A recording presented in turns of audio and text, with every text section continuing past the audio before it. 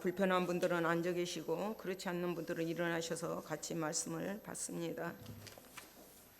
이사야서 55장 말씀입니다.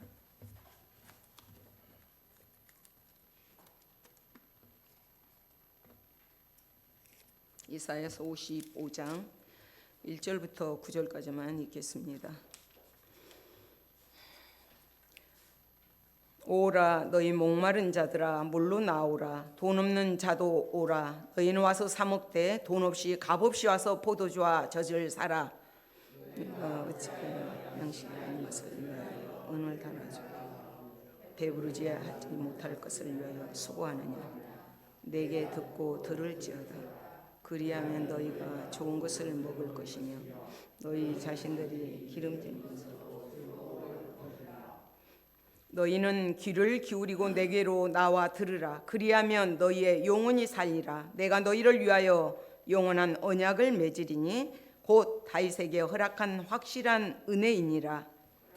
내가 그를 만민에게 증인으로 세웠고 만민의 인도자와 명령자로 삼고 보라 내가 알지 못하는 나라를 내가 부를 것이며 너를 알지 못하는 나라가 내게로 달려올 것은 여호와 내 하나님 곧 이스라엘의 거룩하신 이로 말미암음이니라. 이는 그가 너를 영화롭게 하였느니라.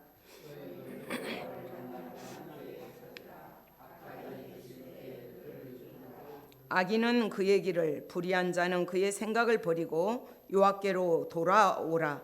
그리하면 그가 긍휼히 여기시리라. 우리 하나님께로 돌아오라. 그가 너그럽게 용서하시리라.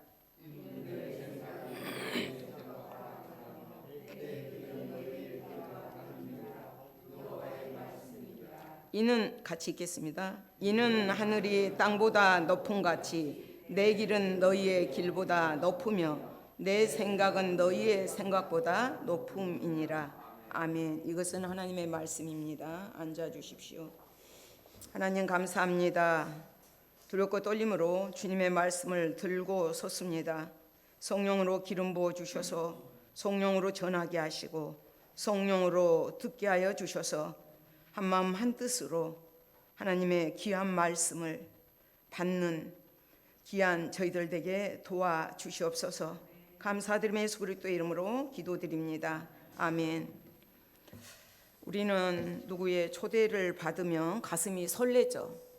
우리가 지금 청와대에서 만약 초대장이 왔다고 생각을 해봅시다. 얼마나 두렵고 어떤 옷을 입어야 될까? 뭐 어떻게 하고 가야 될까? 한 달 전부터는 아마 준비를 할 겁니다. 오늘 제가 하나님의 초대장이라고 이렇게 제목을 붙인 이유가 물론 구원회로 초대하는 그런 내용들이죠. 구원이란 말씀은 한 말씀도 나오지 않지만 그런데 초대장의 정의가 딱 이거예요. 초대의 목적으로 작성된 글이어야 되고 어떤 사실을 상대방에게 알리기 위해서 적어야 돼요. 이거는 어떤 그런 안내문과 같은 그런 거는 성격이 달라요. 그리고 상대방의 참여를 요청하는 거예요. 상대방의 그 참여를 요청해야 되고 그 속에가 감사의 뜻이 담겨져 있어야 합니다. 그리고 상대방의 초대를 위해서 정보를 제공해야 합니다. 그래서 지금 이사야 53장은 고난받은 종에 대해서 얘기하고 있죠. 54장에서는 예수 그리스도로 말미암아서 신약 교회들이 번성하게 될 것을 말을 합니다. 그리고 이제 55장에서는 이제 죄인들에게 1차적으로는 이스라엘 백성들이 바벨론으로 포로로 가게 되죠. 이사야는 예수님 오시기 약 700년 전의 사람입니다.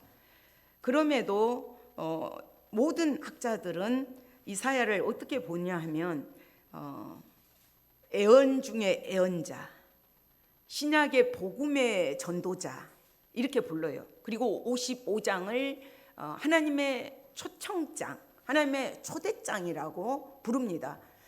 사복음서에 보면 이사야 선지자의 말씀을 가장 많이 인용을 합니다. 하나님께서 만인을 향해서 이제 초대하신 말씀이 1절에 나와요.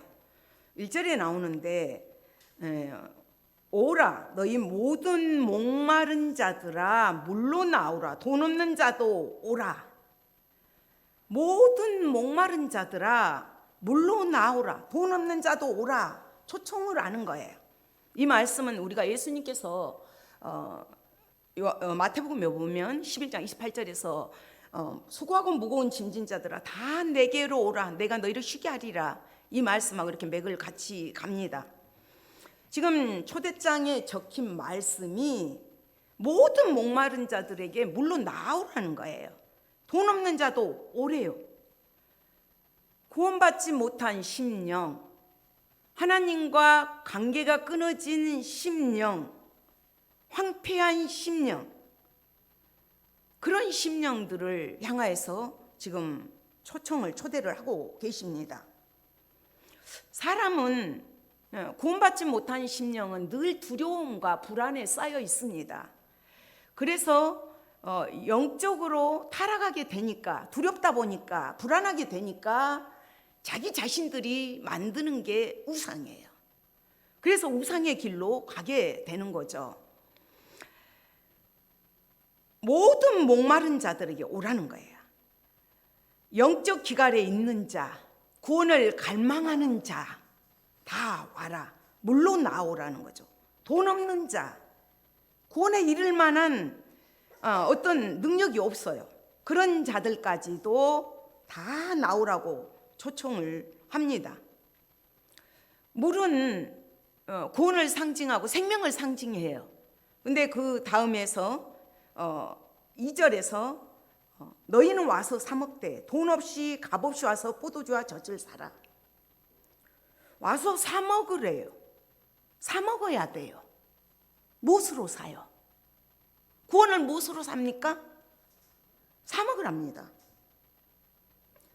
반드시 사야 얻어지는 것이 구원이에요. 돈 없이 값없이 와서 포도주와 젖을 사라. 여기서 물은 생명을 상징하죠. 그리고 포도주는 어떤 기쁨, 그리고 젖은 이렇게 풍요로운 거, 풍성한 거, 부유한 거 이런 것들을 상징합니다. 어떻게 앞뒤가 안 맞는 것 같죠? 다 모든 자들은 나오라 해놓고서 돈 없는 자도 오라. 너희는 와서 사 먹어라. 그래 놓고서 사 먹되 돈 없이 값없이 와서 오라는 거예요. 이거는 오는 것은 그냥 주어진 게 아니에요. 행동이 따라야 돼요. 그 당시에도 성전 중심으로 성막으로 모이고 또 이렇게 하나님이 정하신 중앙 성소로 모였던 거예요. 그곳에 나아가서 먹으라는 거예요. 오늘날 말하면 교회에 나와서 먹어야 되는 거죠. 물론 다른 방법들도 있지만 그러면서 젖을 사라는 거예요. 로마서에 보면 10장 17절에서 믿음은 들음에서 나면 들음은 그리스도의 말씀으로 말미암느니라. 구원은 어떻게 사는가? 말씀을 들어야 된다는 거죠.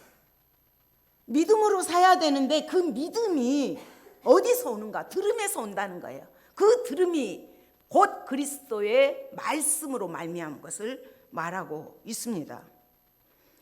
에레미야서에도 보면 이스라엘 백성들이 두 가지 악을 해요. 악을 행해요. 근데 그 두 가지 악이 뭐냐면 에레미야서 2장에서 내 백성이 두 가지 악을 행하였나니 곧 그들이 생수에 근원되는 나를 버린 것과 하나님을 버렸어요. 생수에 근원되는 신 하나님을 버렸고 스스로 웅덩이를 판 것인데 그것은 그 물을 가두지 못할 터진 웅덩이들이니라. 생수에 근원되는 하나님을 버렸고 그 터진 웅덩이에다 붓고 아무리 저축을 해도 다 허무하게 빠져나가는 것들을 말씀합니다. 저축할 수가 없어요. 그러나 우리 인간들은 하나님을 떠나서 그것을 쟁취하기 위해서 구원을 얻으려고 안간힘을 쓰는 거죠. 지금 에레미야가 말했던 것처럼 하나님을 배제시킨 인간은 스스로 영적 갈증을 해소할 수가 없어요. 해소할 수도 없고 또 모든 일들을 전적으로 하지만 물 빠진 웅덩이처럼 채워지지 않아요. 인천 앞바다 물을 마시면 마실수록 갈증이 더하는 것처럼 더 목마르게 돼 있습니다. 그러나 우리 하나님은 영원히 목마르지 않는 생수를 마련해 놓고 계셔요. 부족한 우리들을 위해서, 어리석은 우리들을 위해서 다 물로 나오라고 말씀하십니다. 요한복음 4장에서 내가 주는 물을 마시는 자는 영원히 목마르지 아니하리니 내가 주는 물은 그 배에서 영생하도록 솟아나는 샘물이 되리라. 영원히 솟아나는 샘물, 바로 예수님이 그런 분이십니다. 우리가 구원은 돈을 주고 사야 된다 그랬죠. 믿음을 주고 대가를 치르고 사야 됩니다. 그 믿음은 그 구원은 하나님의 말씀으로 말미암습니다. 그러면 그 말씀은 구체적으로 무엇입니까? 그 말씀이 육신이 되어 우리 가운데 오신 그 예수님을 말씀하고 있습니다. 말씀이 육신이 되어 우리 가운데 거하시면 우리가 그의 영광을 보니 아버지의 독생자의 영광이요 은혜와 진리가 충만하더라. 예수님이셔요. 예수님. 여기 짧은 내용 속에 예수님으로 꽉 채워져 있습니다. 2절에서도 너희가 어찌하여 양식이 아닌 것을 위하여 은을 달아주며 배부르게 하지 못할 것을 위하여 수고하느냐. 양식이 아닌 것, 배부르지 못한 것, 물, 포도주, 젖과는 전혀 반대적인 것들, 그런 것들을 찾고 또 찾고 스스로 그 어떤 구원을 얻어보고자 안간힘을 쓴다는 거죠. 그렇지만 그 어리석음은 그 세상 사람들, 또 하나님을 믿다가도 떠난 자들, 이스라엘 백성들처럼 우상 때문에 떠났던 거죠. 그들이 그 어떤 만족을 못 느끼고 나갔지만 몸부림치고 구해보려고 안간힘을 쓰지만 구하지 못합니다. 그것들이 뭐예요? 우상이에요. 우상. 권력, 명예, 돈. 그것들이 영적 갈증을 해결하는 데는 아무 도움이 없다는 거예요. 전혀 유익이 없고 생명을 구할 수도 없고 허망한 것들이라는 거죠. 우상은 하나님을 떠나서 자기 스스로 삶의 만족을 느끼려고 안간힘을 쓰고 행복을 얻기 위해서 발버둥을 치는 거예요. 그렇지만 그거에 만족이 없어요. 쉽게 말하면 내가 하나님처럼 된다는 거예요.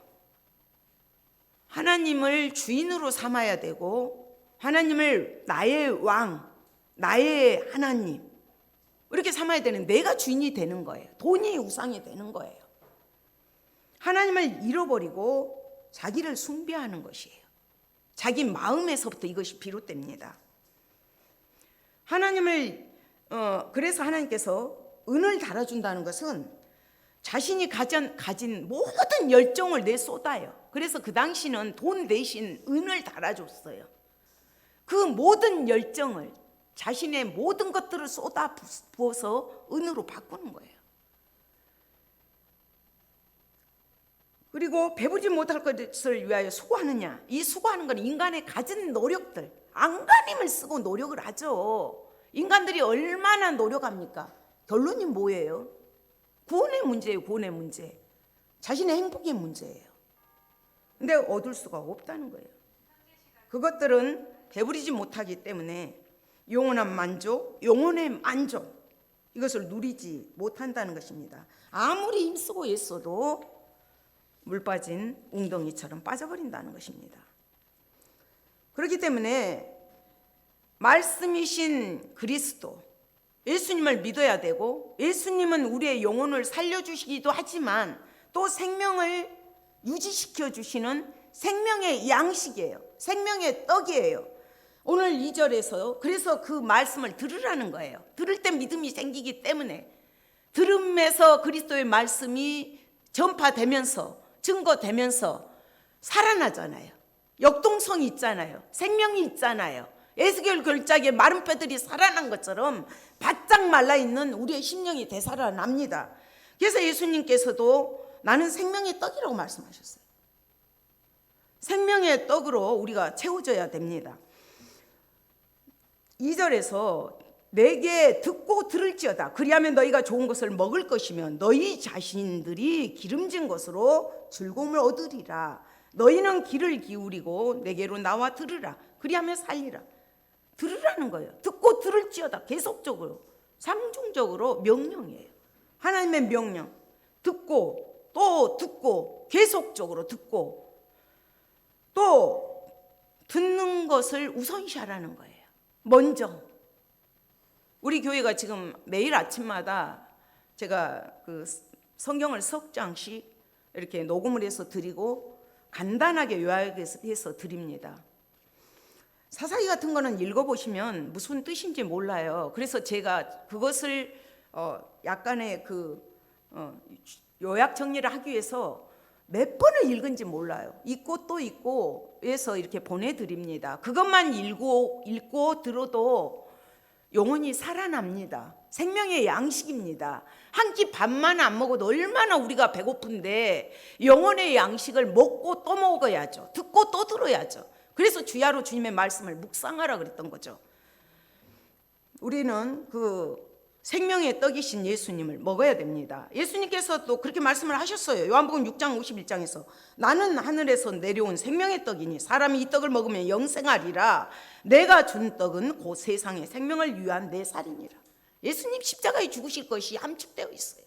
하나님의 세상을 이처럼 사랑하신 독생자를 보내신 사건들이 여기 함축되어 있습니다. 예수님 우리를 위해서, 인류를 구원하기 위해서 십자가에 죽으시는 그 사건들이 함축되어 있습니다. 그런데 교회를 오래 다녀도 봉사를 엄청 많이 해도 열심히 해도 내 안에 그 기쁨이 있는가? 그 즐거움이 있는가? 하나님을 향한 그 갈망이 있는가? 그 목마름이 있는가? 정말 이 심령에 가난한 자는 복이 있다. 천국이 저희 것이며 의에 줄이고 목마른 자는 저희가 배부를 것이며 그런 심령이 상태가 되어가고 있는가? 그렇지 못한 경우가 많습니다. 저도 오늘 아침에도 정신없이 밥하다가 올라오기는 했습니다마는 이거를 우리가 늘 묵상해야 돼요. 하나님하고 관계가 끊어졌는데도 끊어진지를 몰라요. 본인 스스로가. 우리는 늘 조심해야 됩니다. 내 안에서 일하시는 하나님을 날마다, 순간마다, 분초마다 경험해야 돼요. 그 하나님 멀리 계시지 않아요.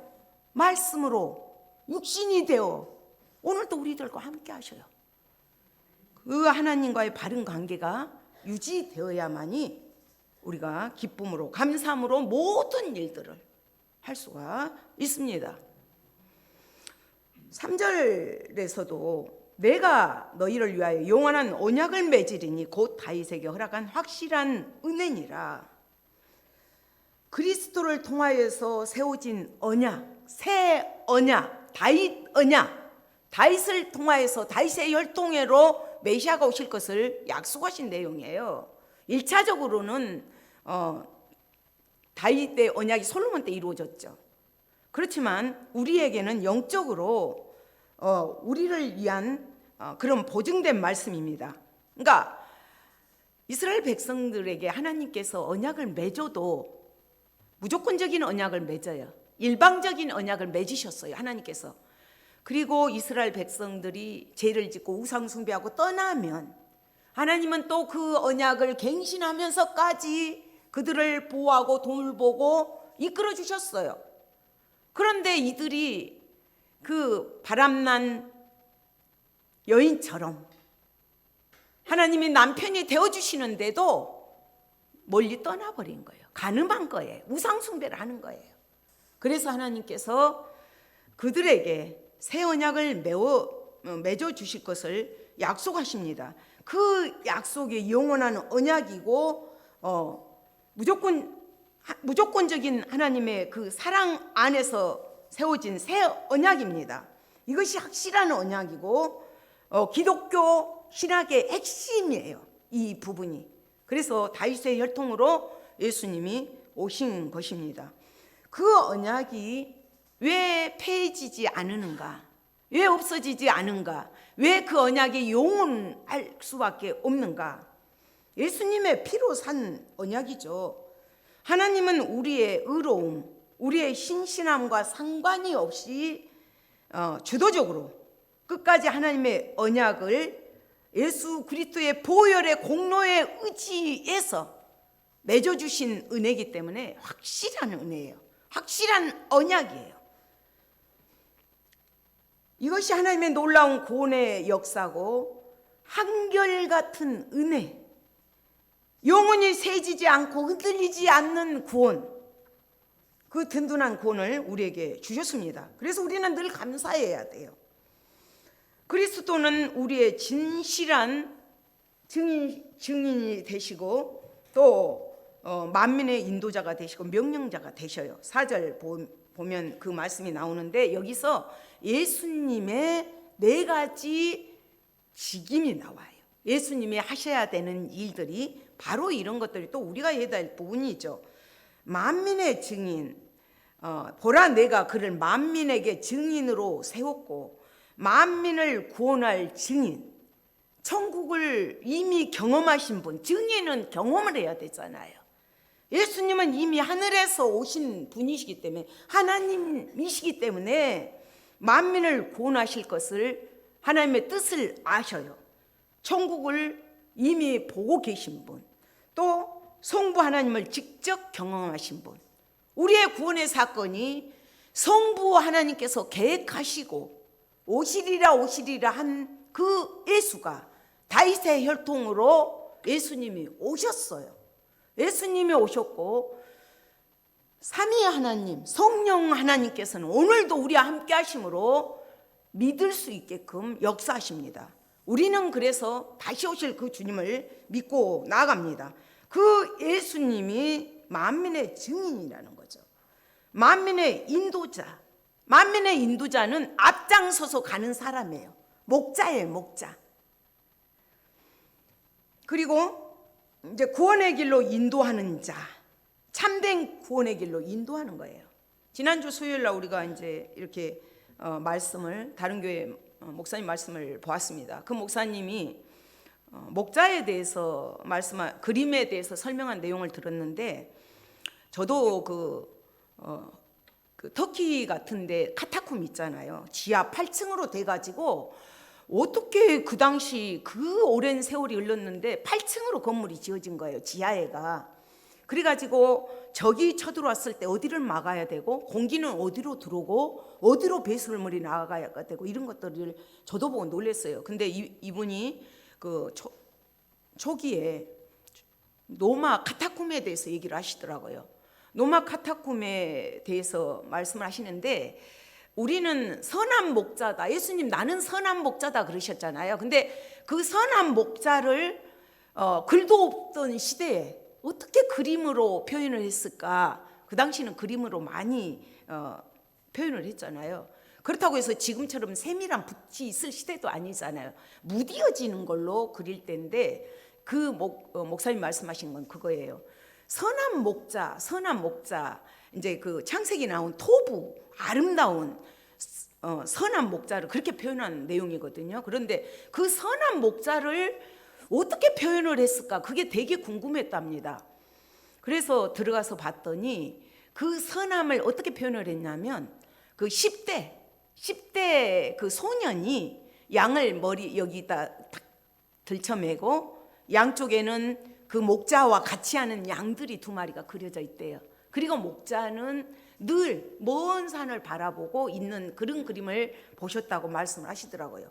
그러면서 그 그림을 딱 보니까 요한복음의 10장에 있는 말씀이 나는 선한 목자다, 이 말씀이 한눈에 와닿다는 이런 말씀하셨습니다.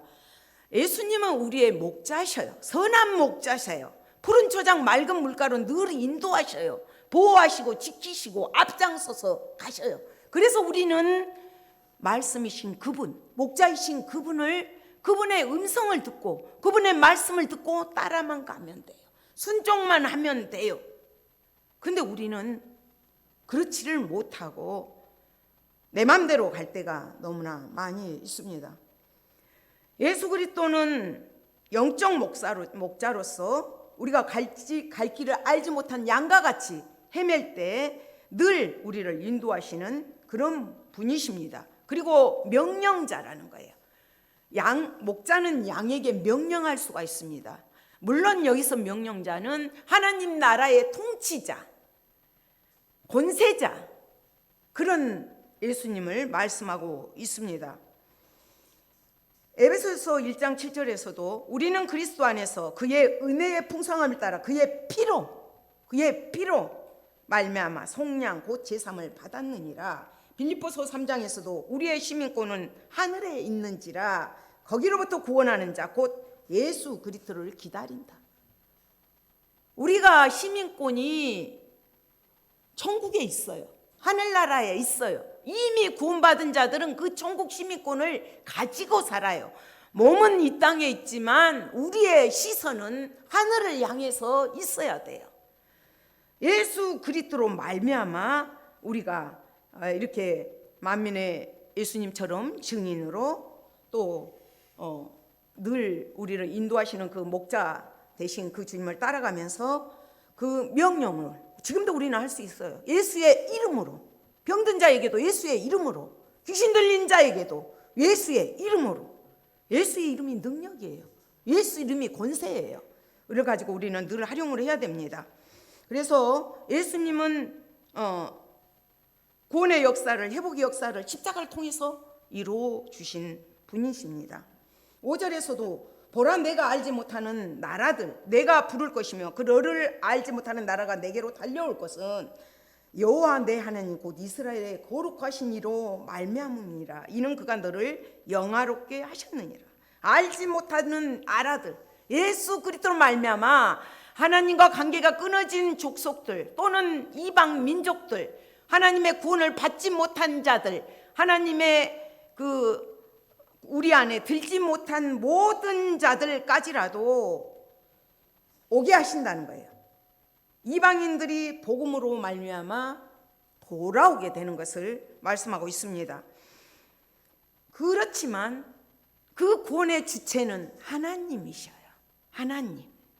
우리의 모든 것들을 독생자를 이 땅에 보내시기까지 계획하신 그 하나님의 주권 아래 있습니다. 그래서 그 하나님이 십자가의 그 죽으심으로 말미암아 너를 영화롭게 하셨다. 예수님을 높여주셨잖아요. 죽음으로 끝났다면, 부활이 없다면 우리가 얼마나 불쌍한 자가 되겠습니까? 그러나 예수님은 3일 만에 부활하셨어요. 죄의 싹은 사망이요. 사람은 다 반드시 죽습니다.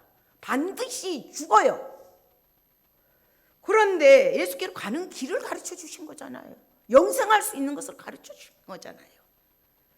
하나님이 예수님을 3일 만에 죽으셨지만 3일 만에 부활하셔서 모든 자들의 본이 되게 하셨어요. 그렇기 때문에 우리 역시도 그 예수님을 바라봄으로 영화롭게 될 수가 있습니다. 영화롭게 됩니다. 천국에 가서는 우리가 예수를 믿고 날마다 성화 구원을 이뤄갑니다. 그리고 하나님 앞에 섰을 때 영화로운 구원에 이르게 됩니다.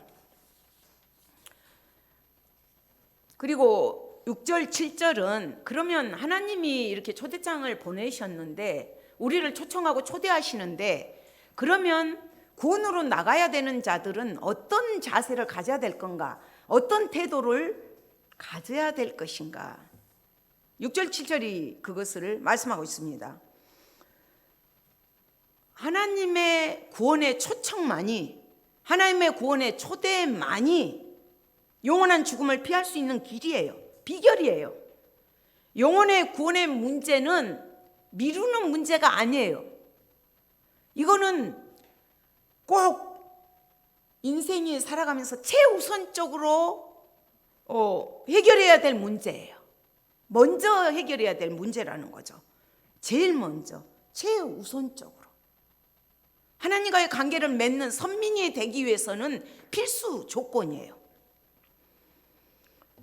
그래서 지금 6절 7절에서 너희는 여호와를 만날 만한 때에 찾으라. 가까이 계실 때에 그를 부르라. 만날 만한 때가 있다는 거예요. 구원의 때가 있다는 거예요. 구원의 날이 있다는 거예요. 계속적으로 있는 것이 아니라는 거죠. 지금 모든 사람들에게 구원을 초청하시는 때, 하나님께서 자비의 손길로, 은혜의 손길로 구원을 초청하고 계시는 그 때, 더 나아가서 그 은혜를 중단시키는 시점이 있다는 거예요. 열처녀 비유에서 알 수 있잖아요. 5처녀는 등도 기름도 준비해서 신랑을 맞이하지만 5처녀는 가다 보니까 등불이 꺼지는 거죠. 그래 기름 사러 간 사이에 문이 닫아져 버리는 거죠. 지금 그 문이 닫힐 시점이 있다는 것을 내포하고 있습니다. 하나님의 은혜를 거두는 그때가 바로 종말의 때고 심판의 때죠. 구원의 날이 임박하여 하나님을 존재를 드러내실 때가 있다는 거예요. 그 때를 놓치지 말라는 거죠. 그러나 저는 이제 개인적으로 무엇을 생각해 봤냐면, 우리가 지금 믿음을 돈독하기 위해서 말씀을 들어야 되고 예수님이 어떤 분이신가를 알고 그 목자 되신 그분의 음성을 듣고 따라가면서 주님 앞에 부르짖어야 된다는 거죠. 기도를 해야 된다는 거죠. 물론 여기서는 만날 만한 때에 찾으라, 가까이 계실 때에 그를 부르라, 구원으로의 초대입니다. 구원으로의 초대고, 또 하나님을 떠났던 자들은 또 매일매일의 말씀을 들어야 되는 우리들에게는 말씀만 가지고는 안 되죠. 말씀과 기도는 두 수레바퀴입니다. 말씀만 하는 사람은 수레바퀴 하나가 뱅글뱅글 돌다가 한쪽으로는 넘어진 것처럼, 기도만 하는 사람은 한쪽으로 가다가 넘어진 것처럼, 그렇게 해서는 안 된다는 거죠. 말씀과 기도가 같이 가야 돼요. 그래서 저는 기도의 중요성을 여기서 깨달았습니다. 그렇지만 하나님께서는 지금 구원의 초청으로서는 심판의 때, 문이 닫힐 때, 그때를 직시하고 계시거든요. 한번 생각해 보셔요. 저는 제가 지금 아까 주를 더 사랑하는가 그 찬양을 안 부르려고 하는데 오늘 또 주제가 골이 맞고, 제가 찬양을 일찍 하는 이유가 물론 어르신들이 일찍 오시기 때문에 이제 찬양을 드리지만 찬양은 어떻게 보면 말씀이고 또 기도고 고백이에요. 그래서 우리 어르신들이 다 잊어버려도 이건 찬양의 가사들이 임종 직전에서라도 기억나게 하려고 무지 노력을 해요. 정말로 믿음 붙드시게끔 하려고 이렇게 노력을 합니다. 그런데 그 때를 놓치지 말라는 거, 그를 부르라는 거예요. 그를 부르라는 거는 전적으로 자신의 무능함을 인정하라는 거예요. 겸손히 나아가라는 거예요. 구원자 되신 그분을 받아들이고 생명의 길인 하나님을 모시고 주인으로 모시고 왕으로 모시고 나아가라는 것입니다. 악인은 7절에서 악인은 그의 길을, 불의한 자는 그의 생각을 버리고 여호와께로 돌아오라. 그리하면 그가 긍휼히 여기시리라. 우리 하나님께로 돌아오라. 그가 너그럽게 용서하시리라. 악인의 길, 그의 길, 불의한 자의 길, 그 생각을 버리라는 거예요. 그리고 여호와께로 돌아오라. 악인, 불의한 자는 원래 악인이 아니었어요. 원래 불의한 자가 아니었어요. 하나님으로부터 분리되어 가면서부터 이렇게 됐던 거죠. 하나님과 함께 동행했던 자들이에요. 하나님의 형상으로 지음받은 자들이에요. 우상으로 인해서 하나님을 떠난 자들이잖아요. 지금 이들을 이사야는 바벨론 가서 포로로 70년 살 것을 예언하고 있잖아요. 그 당시 아수르는 북이스라엘이 이미 멸망을 했어요. 지금 남유다가 정신을 차려야 되는데 못 알아들어요. 끝내는 바벨론 포로까지 가잖아요. 그렇기 때문에 지금 그 향한 길, 하나님을 향한 길, 돌아오라는 거예요. 향한 길로 오라는 거예요. 우리의 영적인 고향은 어디예요? 영적인 고향은 하나님께로 돌아오는 거예요.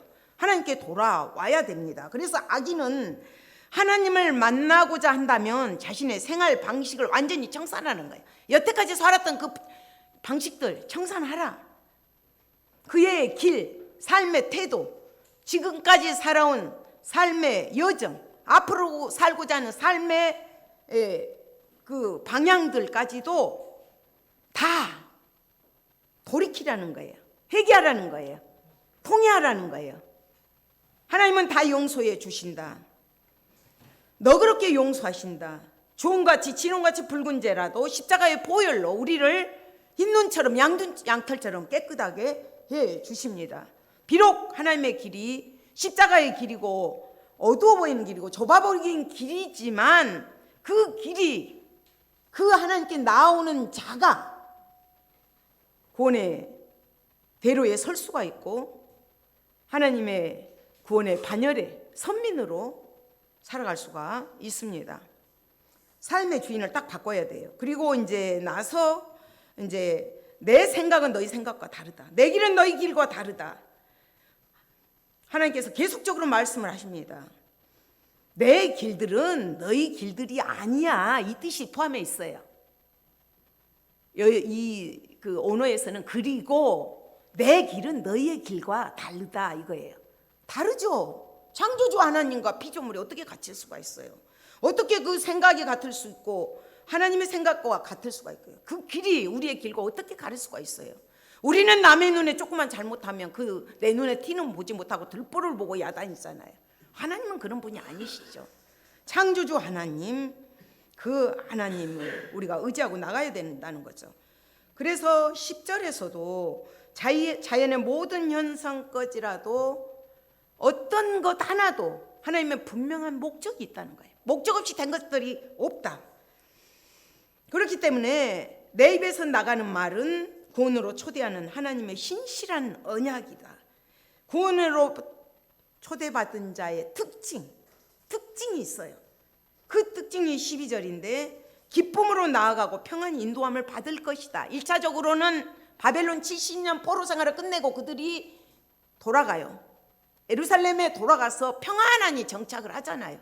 그때 그 시편을 읽어보면 기뻐서 어떻게 할지는 모르거든요. 그 기쁨과 평안 1차적으로는 2차적으로는 영적으로는 우리가 하나님 앞에 갔을 때 새 예루살렘에 도달했을 때 그 기쁨 그 평안을 주실 걸 약속을 하셨습니다.